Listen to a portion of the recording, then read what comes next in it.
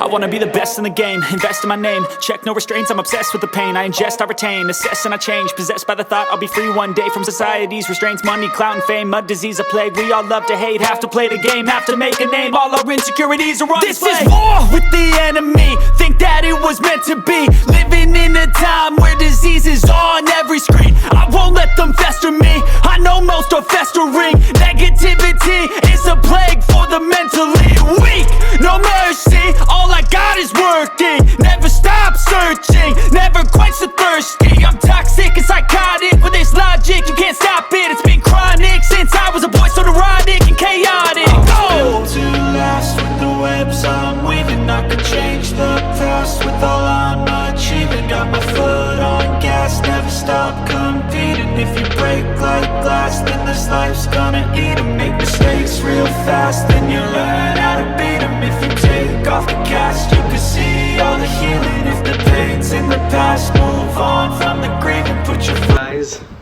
सो आज मैंने ज़्यादा वर्कआउट नहीं करा क्योंकि आज मुझे निकलना है जल्दी किसी काम से, ठीक है।